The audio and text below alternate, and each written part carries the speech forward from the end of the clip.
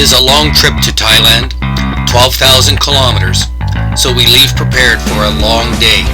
We travel Calgary to Vancouver to Seoul to Chiang Mai. Air travel is always a case of hurry up and wait. And when we get to Seoul, South Korea, we really wait. Upon arrival in Seoul, we learn our flight is delayed 2 hours due to a snowstorm. Delays caused by snowstorms is not what we would expect on a trip to Asia. No problem. Get a bite to eat and have a snack. But after we board the plane, we spent 6 hours on the tarmac. We lost count of how many times the plane was de-iced. Chiang Mai, meaning New City, was founded in 1296. It is located in northern Thailand, and historically, the city's strategic location on the Ping River and its proximity to major training routes contributed to its importance. Today, its location near the borders of Thailand, Laos, and Myanmar, better known as the Golden Triangle, one of the largest opium-producing areas of the world since the 1950s, gives it proximity to another trade. That said, we felt completely safe during our time here. Chiang Mai's population is about 160,000 people, with approximately 10 million people visiting annually. That makes for a lot of tourists, but I can't say we found the number of tourists overwhelming. We finally arrive in Chiang Mai at 6 a.m. after our lengthy delays and find our way to the Green Tulip House, our hotel for the next few days. The hotel is basic, clean and safe, costing $27 per person per night. So 3 of us stay 4 nights for $215. There isn't much time to relax, as we had booked a local guide to take us on tours over our 3 days in Chiang Mai. Our guide would be coming to the Green Tulip at 8:30 a.m., just a couple hours after we reach Chiang Mai. Right on time we begin our tour, starting with a drive around the Old City. Its Old City area retains vestiges of walls and moats from its history as a cultural and religious center. It's also home to hundreds of elaborate Buddhist temples. We could spend all day talking about the temples in Chiang Mai, or in fact all of Thailand. Let it be said there are temples located on almost every block. We visit 3 and wander about many more over the next 3 days. Construction on Wat Phra Singh began in 1345 when King Pheu had a chedai or stupa built to house the ashes of his father, King Kong Fu. In 1367, 500 years before Canada became a country, the statue of Phra Buddha Singh was brought to the temple from which the complex received its present name. Wat Phra Singh houses a number of highly revered and old Buddha images. It is an active temple with hundreds of monks and novices living there. Next up is a drive to the Doi Suthep Temple. This temple is located on the top of the Doi Suthep Mountain, some 15 kilometers out of Chiang Mai. Our first task is to climb the 309 steps up the mountain to its entrance. The steps are flanked by huge Naga creatures. The Naga is an underwater creature from Buddhist mythology in the form of a large snake. The temple is said to have been founded in 1383 when the first stupa was built. Over time, the temple has expanded and made to look more extravagant with many more holy shrines added. The road to the temple was only built in 1935.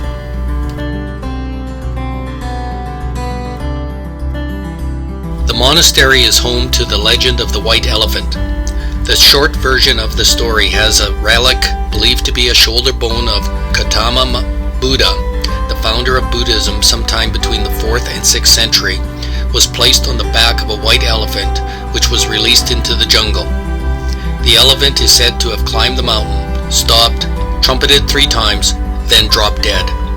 This was interpreted as an omen, and the king ordered the construction of a temple at the site.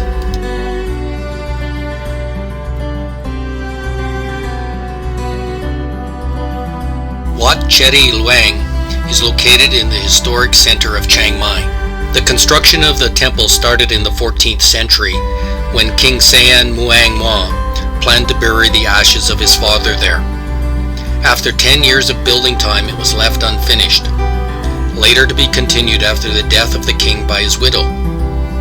Probably due to governing stability problems, it took until the mid-15th century for it to be finished. We ate lunch sitting outside at tables surrounding a pond. A great place to sit in February. The food was good, and we begin our love affair with large bottles of Singha beer costing only $1. Thailand is a very economical destination for snowbirds to spend their winter. Chiang Mai is not all temples. Next up, we visit the Saw Paper and Umbrella Handicraft Center, where umbrellas and paper are handcrafted. There is an explanation on how the paper is made, and you can watch it as Thai women make the frames for the umbrellas. At the gift shop, there are plenty of products available for purchase: sheets of saw paper, saw stationery, saw umbrellas, fans, and many more items. Our final stop was at a woodwork shop. There are carvers working by hand. No templates or CNC machines here. Lovely intricate work, but too big to take in our suitcase. Today is our adventure day. It is our second day in Chiang Mai, and our guide picks us up again at 8:30. We are off to Tiger Kingdom. If you like cats, big ones, you are in heaven. We work our way up the ladder and start by cuddling the kittens and watching them play. Then, we enter enclosures, first with the youngest adolescent tigers. These are the teenagers. We don't cuddle these guys, but we do get to have our photo taken while petting them and watching them play.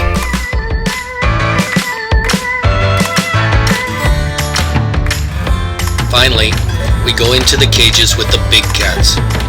Again, we're taking pictures petting these giants.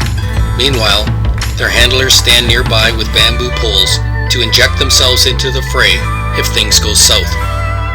I don't think it would be much of a challenge if one of these big boys took a dislike to anyone.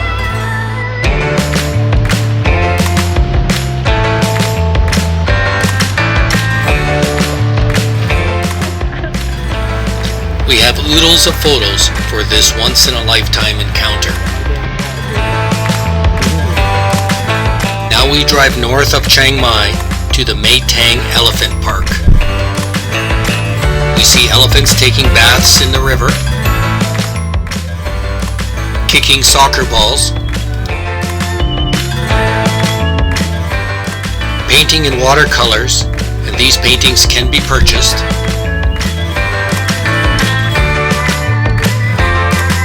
Make a donation and you get lifted into the air.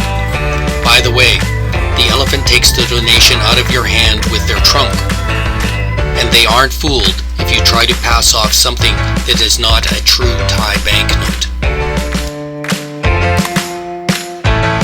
We get a ride in an ox cart, our taxi, to the river where we will ride an elephant with their mahout. You can stop at an elevated station to buy a sugar cane and give it to your elephant as a treat. Then we ride into the jungle and the river.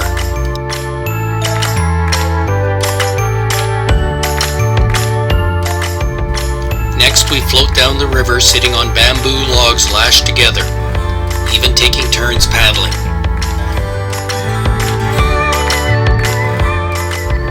On the way back to Chiang Mai, we visit a monkey center and watch monkeys shoot hoops and perform other tricks for the crowd. If you read TripAdvisor reviews, the treatment of the monkeys is deemed to be less than desirable. Our final stop for the day is at an orchid and butterfly farm.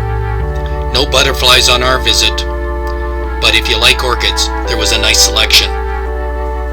It will not be a wow moment like petting the tigers. Our third day in Chiang Mai turns culinary. We are going to cooking school.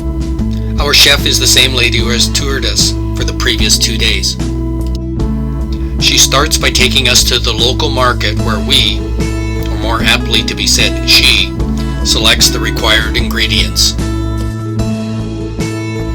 If this is your first trip to Southeast Asia, you will see many foods you do not know. If this is your 10th trip to Southeast Asia, you will still see many foods you do not know. After our trip to the market, it is a hands-on endeavor as we create a few favorite Thai dishes.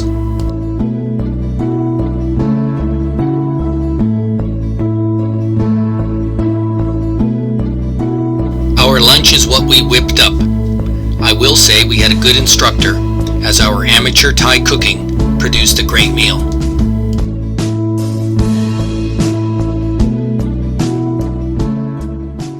After lunch we have rest time. Write and mail postcards. Yes, some people still do that. Sometimes things are lost in translation, or maybe not how we would say things, like brain school or fatty shop. That said, the English is accurate. For dinner we wandered down to the night bazaar to see the sights. The lady boys were out selling tickets to their nightclub shows. Look them up. Off to the airport to catch our flight to Bangkok, we take a songtail. This is a converted pickup truck with 2 rows of back benches. In Thai, the word songtail literally means 2 rows. Bangkok is huge. Over 8 million people contained in an area of 1,500 square kilometers. By comparison, Calgary has 1 million people in an area just over half Bangkok's size at 800 square kilometers.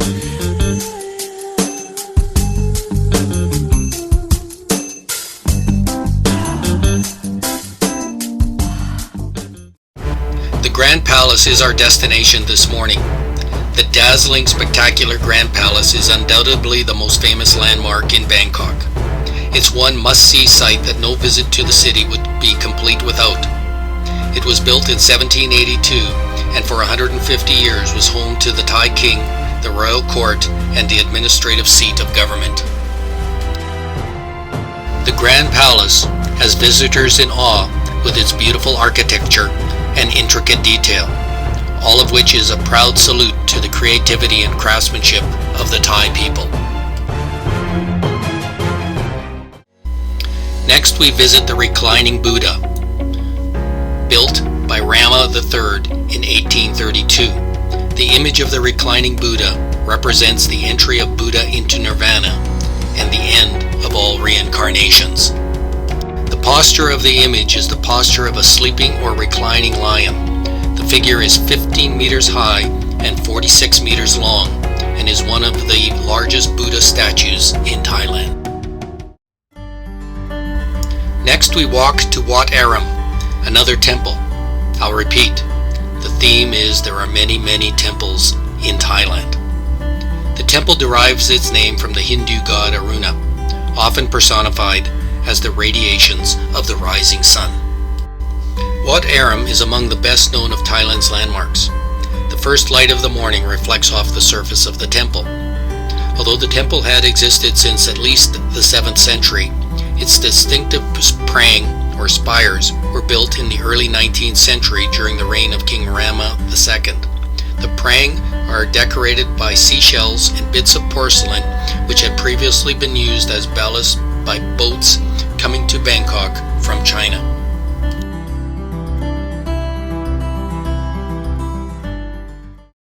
Bangkok is a warm, humid city, so before dinner we went to the hotel's rooftop pool for a refreshing dip and a drink or two. Dinner was a river cruise with traditional Thai food and dancers. A lovely way to end the day and our stay in Bangkok.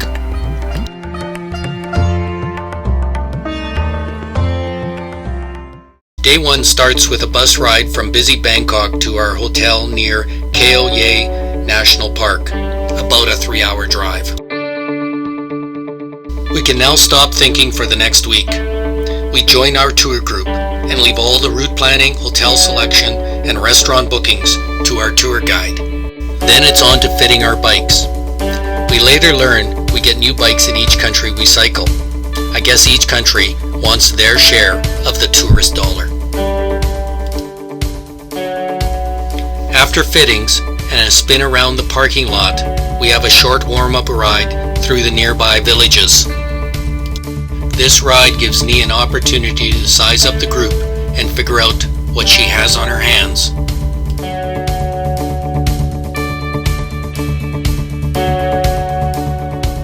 Our route today is over 90 kilometers. We start with an outdoor buffet breakfast, Western style, as our group consists of Canadians, Americans, and Brits. Then it's on the bikes and the start of a ride through Thailand, Cambodia, and Vietnam. We will learn the phrase, same but different. It aptly describes how each country is the same, yet unique. The support vehicle follows us throughout the day, and we could cycle as much or as little as we liked. Mr. Black, the support driver, is always hidden out of sight along the route, and by the end has taken our picture 1,000 times, literally. Our route skirts Kaoye, which translates as the Big Mountain. The roads range from perfect pavement with little or no traffic. Overall, the ride will be flat, no mountain passes to climb or screaming down hills. We pass through small villages and stop to get a drink and or snacks from the sag wagon and fine-tune our bikes.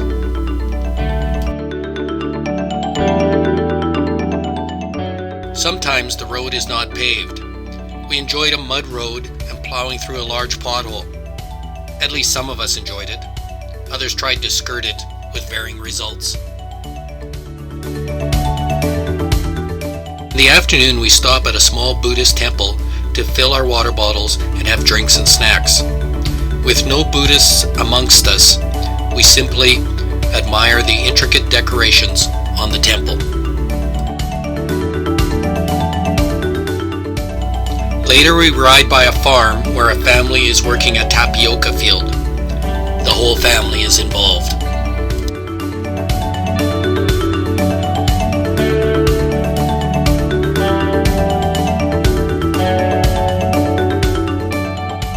We arrive at our hotel in the late afternoon with time to relax before sampling some of the local dishes.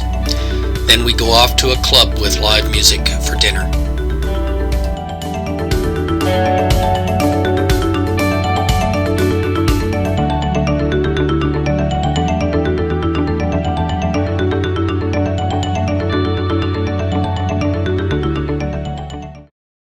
Cycling Day 2.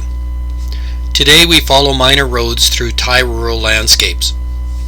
Again, the roads are paved and in pristine condition. No potholes or frost heaves in Thailand. Our first rest stop today has a large Buddha statue surrounded with bamboo scaffolding. This statue is not being restored. It is a new statue. We also discovered the crematorium beside the temple and used it as a backdrop for some photos. Hopefully the ride isn't so difficult.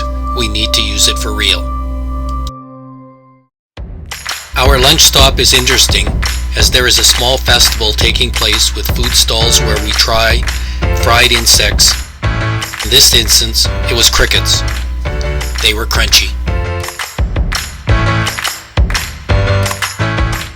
There were many monks accepting donations, including a rotating carousel of monks with metal pots to throw coins into. We stopped at a rubber tree plantation.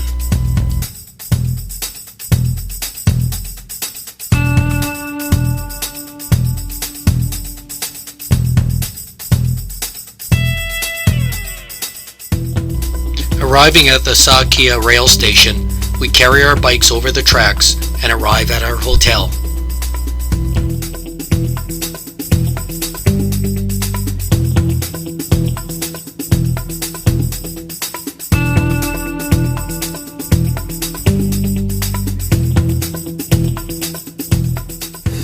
At dinner, we get to celebrate a birthday. Leaving our hotel early in the morning, we ride more flat as a pancake roads.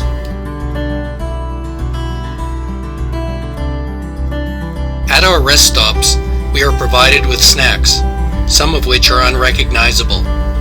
We give them all a try. In due course, we reach Pang Sita National Park, where we swim in the reservoir and get a view of the untouched jungle on the other side.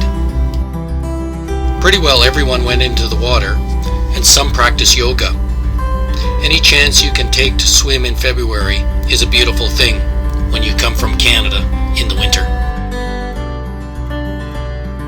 Today's highlight is riding past a herd of water buffalo staying cool in the river, not something you see in Calgary. We ride another 90 kilometers today. After breakfast, we cycled to the busy border crossing into Cambodia. There is a national holiday, and the border point is supposedly busier than normal. Our tour leader has to negotiate our crossing as we complete customs formalities to cross into Cambodia.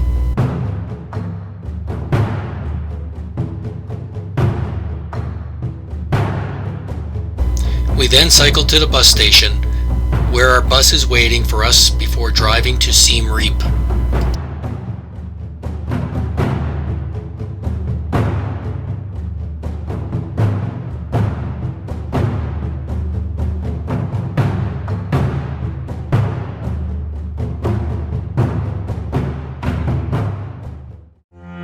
In the evening, we go to Siem Reap's night market, a lively place full of restaurants, bars, and clubs. We go into one for dinner with traditional dance as entertainment.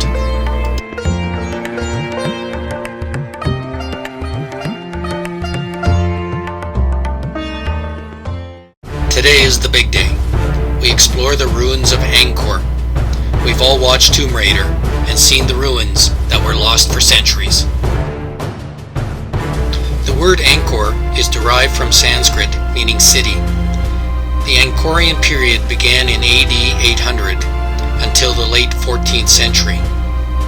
A Khmer rebellion against the Siamese authority resulted in the 1431 sacking of Angkor, causing its population to disperse and migrate south. Our first stop is Ta Prohm. It is in much the same condition in which it was found.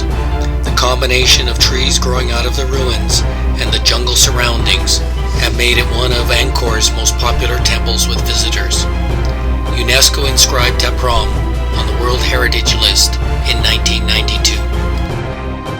2007, an international team of researchers using satellite photographs and other modern techniques concluded that Angkor had been the largest pre-industrial city in the world, with an elaborate infrastructure system connecting an urban sprawl of at least 1,000 square kilometers with the well-known temples at its core. There's lots to see and more to be discovered. Next we ride to Bayon with its 37 towers. Originally there were 49, topped with faces of the king. If you want to count them, there are 216 smiling faces.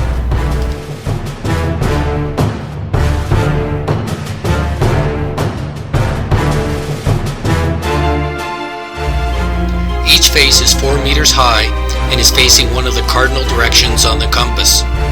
They all have the same serene smile, with eyes closed, representing the all-knowing state of inner peace, and perhaps even a state of nirvana.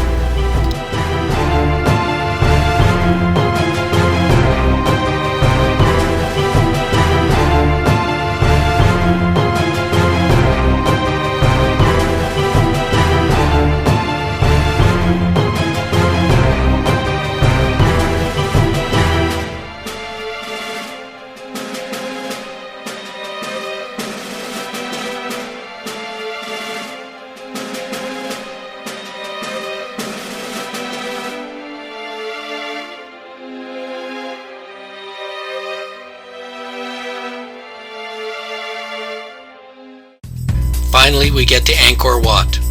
With its huge moat, long causeway, and massive towers, it is the largest temple complex in Asia.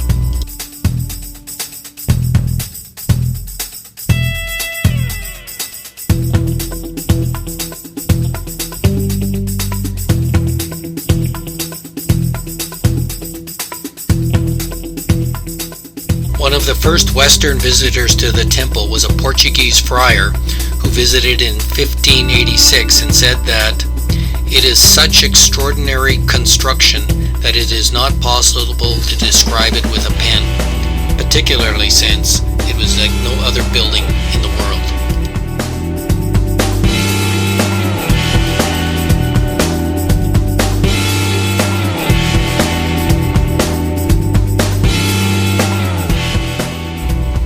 Today we cycle outside the main Angkor complex to the outlying temple of Bansi Sri, 35 kilometers from Siem Reap.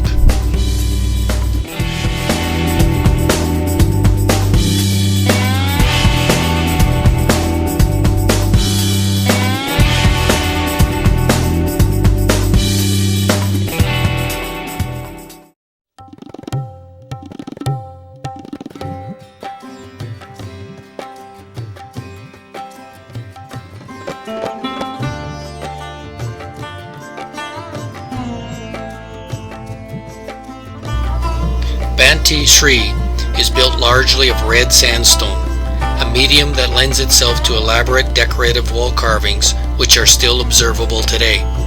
The buildings themselves are miniature in scale, unusually so when measured by the standards of Angkorian construction, and covered in exquisite carvings. Consecrated on the 22nd of April 967 AD, it was the only major temple in Angkor not built by a monarch.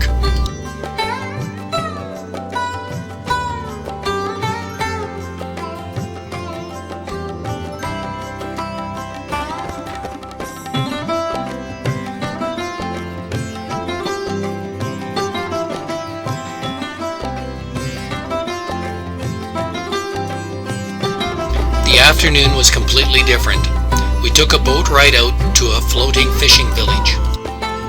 Just watching the boats being maneuvered in and out of their mooring and down the river was entertaining. Lots of boats in a crowded space.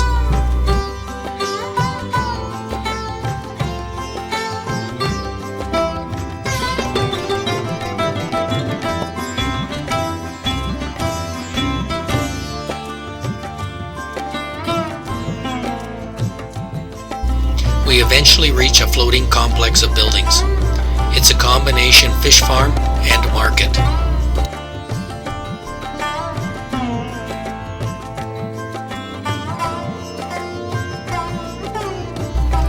Alligators are bred in compartments.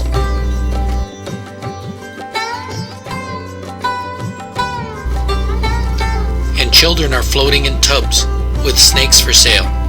No purchases, but great photo opportunities.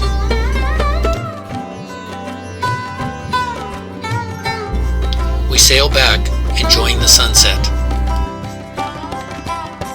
Riding approximately 10 kilometers, we visit a school Exodus is helping support.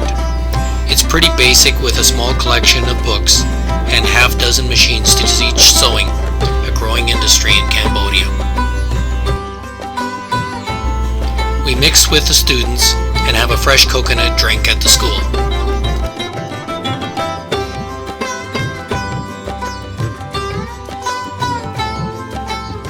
We then leave our bikes for today and tomorrow as we head towards the busy capital of Phnom Penh, a bus journey of 5 hours.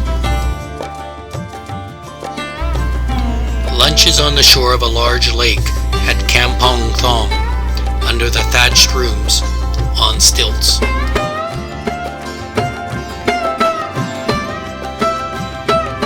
After relaxing after dinner, I watch a large spider under the roof. We have a stop in the town of Skuen, which is known for its local delicacy of fried tarantula. Another chance to take some great photos. The fortunes of Phnom Penh have shifted dramatically during its history, and the terrible years of the Khmer Rouge and the subsequent civil war through the 1970s and 80s have scarred the country. During our stay, we visit 2 sites, which give us a vivid impression of some of the horrors. There is the Genocide Museum, which is the former Khmer Rouge prison known as S21, or Tuol Sleng, in the center of the city. You tour this former school and realize this did not happen in the distant past, but while I was going to university. 15 kilometers out of town is the area known as the Killing Fields, a mass grave and execution site.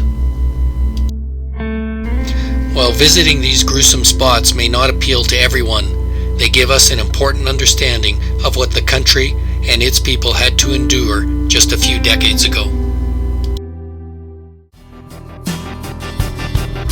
On a more positive note, we tour the Royal Palace with its silver pagoda.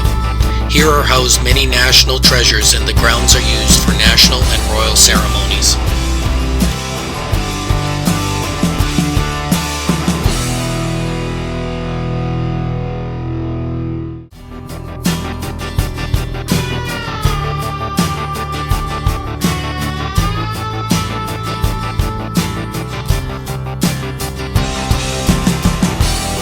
In the morning, we transfer by bus south of Phnom Penh to the town of Tay Keo. At a stop, our bus is refueled at a modern service station that includes pop bottles filled with gas for purchase by scooter riders. At Tay Keo, the road becomes quieter and we mount our bikes for the 50-kilometer ride to the Vietnam border. The most interesting aspect this morning was riding by folks drying grain on the highway. Lunch is at a roadside restaurant. The food was prepared with very basic cooking facilities. All was good.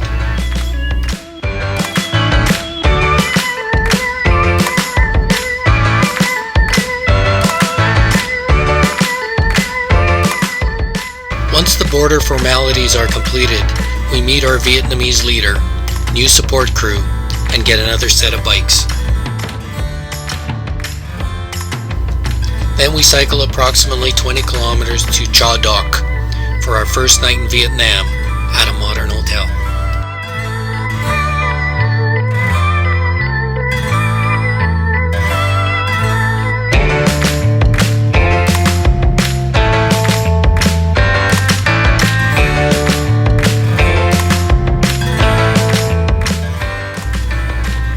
A morning transfer by road to Long Xuyen, where we take a public ferry across the river. Exodus requires every client to wear life jackets on the ferry. We are probably the only folks who ever do this.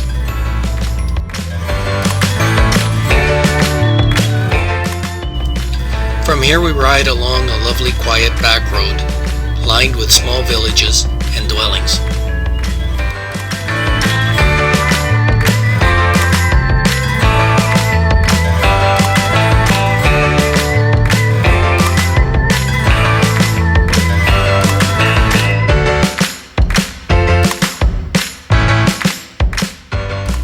Another good lunch prepared with the most basic stove and a chance to relax before we continue on.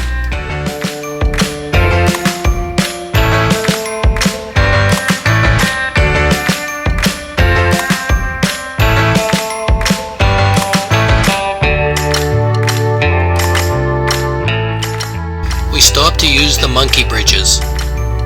Again, something you are not going to experience in the prairies. A monkey bridge is a traditional handmade wood or bamboo walkway built across rivers or gullies in Vietnam. Leaving the bikes on the mainland, we take another boat to reach our homestay on an island in the Mekong Delta, known as the Rice Bowl of Vietnam. Not only are we staying at the homestay, we are having dinner here, and we partake in its preparation. With a dozen people working, we create a fairly elaborate meal. The centerpiece being deep-fried fish served upright. Presentation is everything.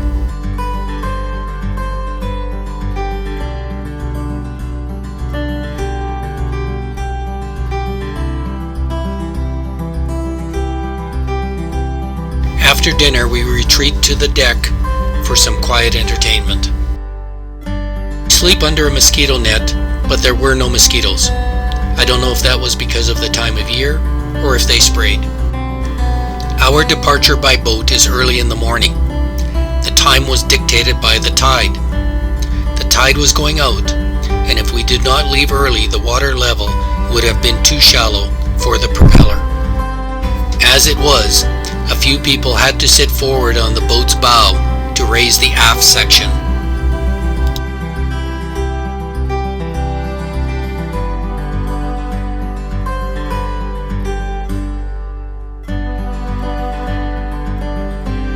We stop en route to look at the Saibi floating market. Here large boats moor up in the Mekong River, weighed down with fruits and vegetable produce. Produce hanging on tall poles advertises what is being sold in each boat. A little further on, we make a short stop to see a cottage industry producing homemade products.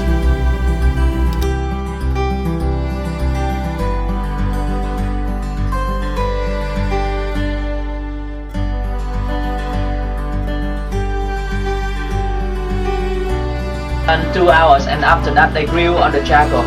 They bake on the charcoal. We have the rice cracker. And it's very thin and just small like this. Rice paper.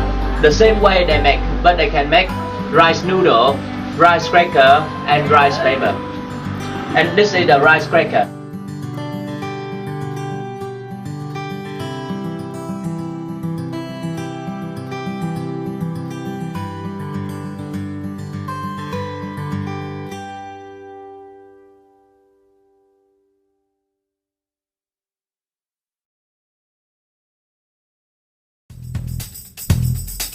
And what trip to Southeast Asia would be complete without a large snake draped around your shoulder?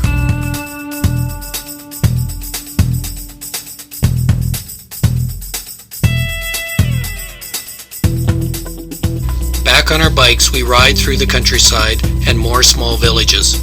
The roads are much busier than in either Thailand or Cambodia.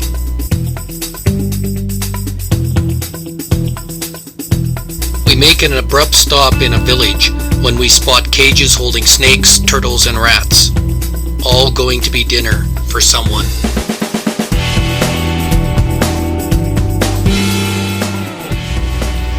The bike ride comes to an end. We have ridden approximately 350 kilometers. We return our bikes, say goodbye to our support riders, and get on the bus. We drive into the heat, hustle and bustle of Ho Chi Minh City, still usually known as Saigon, the land of a million scooters. The first skill you learn will be how to cross the street as a sea of scooters bears down on you. The secret is to walk slowly and deliberately. The scooters will merge around you. If you speed up or slow down, you are roadkill.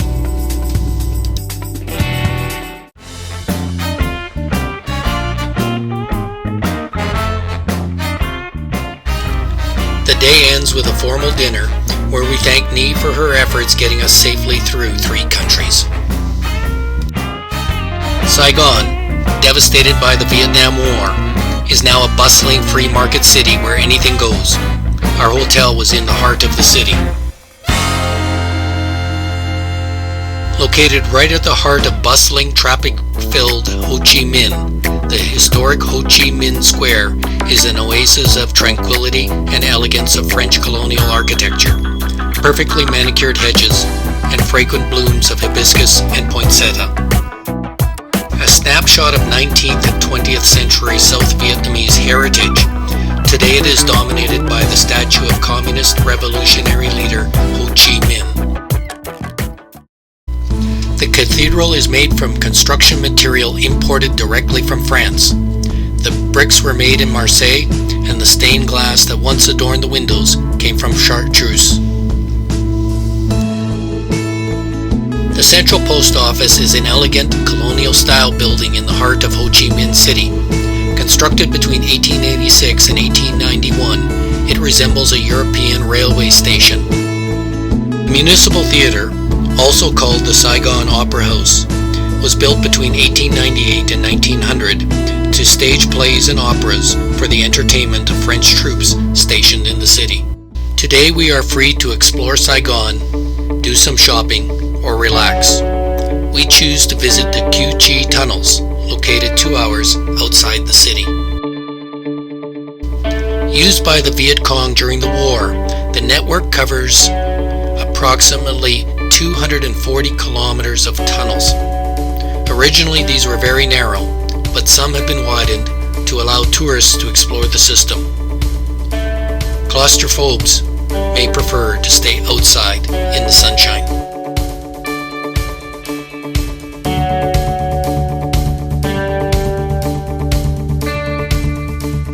Everyone visits the Ben Thanh market to shop.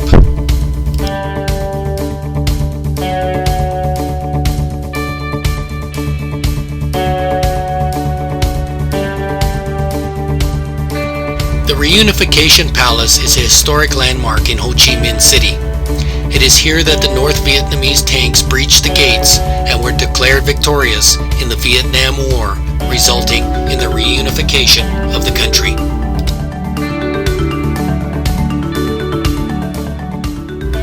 The rooms of the building are preserved as they were during the war.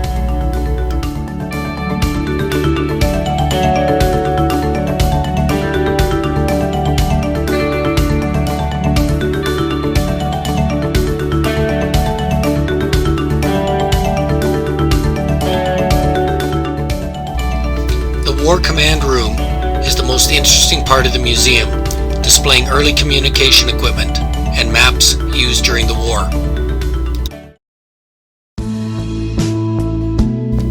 We went up the Skydeck Tower at 262 meters, the tallest building in Ho Chi Minh. The design is taken from the shape of a lotus bud, the Vietnamese national flower.